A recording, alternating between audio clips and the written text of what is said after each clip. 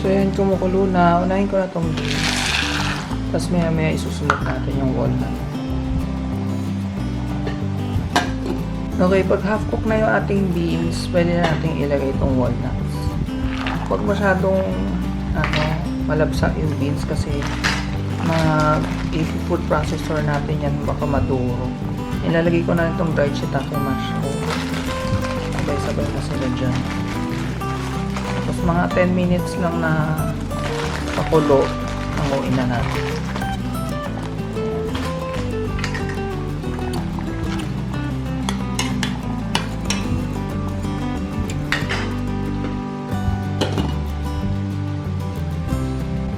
Okay, so medyo luto na yung ating red kidney beans.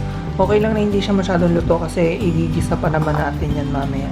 So lilipat ko na sila lahat dito sa food chopper. Kung may food processor kayo, doon nyo gawin. Wala kang ganun. So ayan, nandiyan na siya lahat. Na natin, chop na.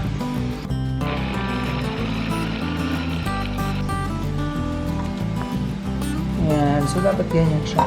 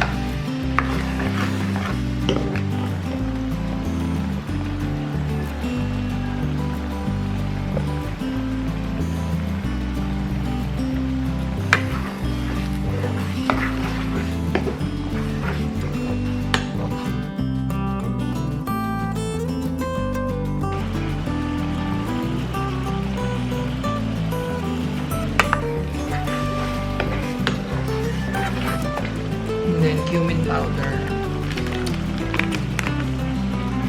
mga half teaspoon.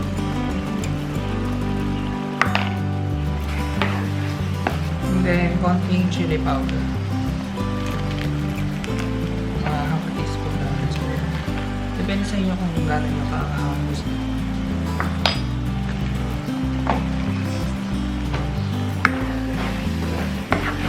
And lagyan din natin black pepper. Gusto ko mag-pepper, so nadamihan ko. And then mga half a teaspoon ng salt.